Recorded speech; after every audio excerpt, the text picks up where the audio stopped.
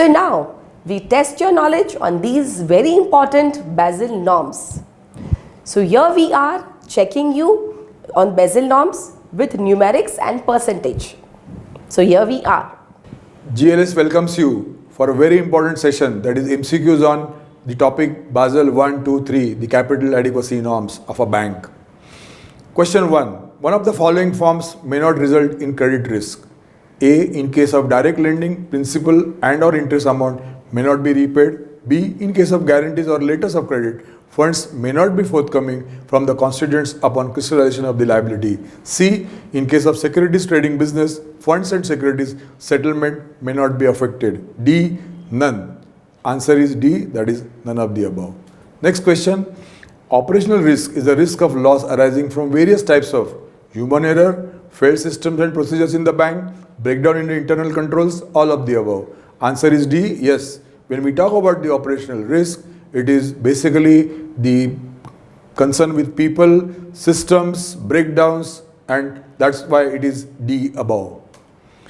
Next question. The Basel Committee on Banking Supervision is a committee of banking supervisory authorities that was established by the central bank governors of the group of countries, group European countries, India, USA. Answer is A, that is central bank governors of the 10 countries. Under Basel I Accord, BCBs fixed the minimum requirement of capital funds for banks at 8% of total risk-weighted assets, 9%, 10% or 1,000 crore. The answer is A, that is 8% of the total risk-weighted assets. Next question. On how many pillars is the Basel II framework based? 4, 3, 2, 1. Answer is B, 3 pillars. The risks considered for capital requirements under Basel II are credit risk, market risk, operational risk.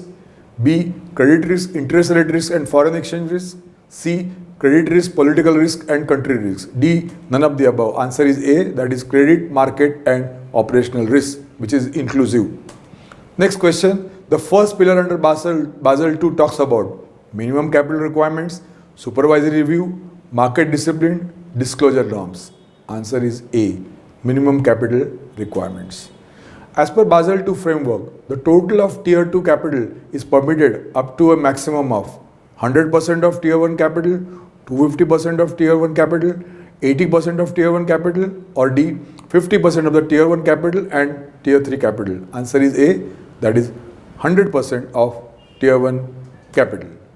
As per Basel II framework, the total of Tier 2 capital is permitted up to a maximum of 100% of Tier 1 capital, 250% of Tier 1 capital, 80% of Tier 1 capital and 50% of Tier 1 and Tier 3 capital. Answer is A, 100% of Tier 1 capital. Tier 1 capital of a bank consists of its paid-up equity capital, issued and fully paid ordinary shares, common stocks and perpetual non-cumulative preference shares and disclosed reserves. C, authorized capital. D, none of the above. Answer is B, that is issued and fully paid ordinary shares, common stocks, perpetual non-cumulative preference shares and disclosed reserves. Next question. Subordinated term debt will be limited to a maximum of 50% of Tier 1 elements, 100% of Tier 1 elements, 85% of Tier 1 elements, none. The answer is A, 50% of Tier 1 elements. Tier 3 capital will be limited to 250% of banks' Tier 1 capital that is required to support market risk. B, 100% of banks' Tier 1 capital. C, 250% of banks' Tier 1 capital. D, none. Answer is A, that is 250% of banks' Tier 1 capital that is required to support market risk. The minimum total capital ratio under Basel III is dash percentage of total risk weighted assets. Option A 2.5, B 3.5, C 9, D 10.5. Answer is C, that is 9%. Next question. Basel III capital regulations will be fully implemented as on April 1, 2021, B March 31, 2018, March 31, 2017, March 31, 2019. The answer is April 1, 2021. That concludes this session.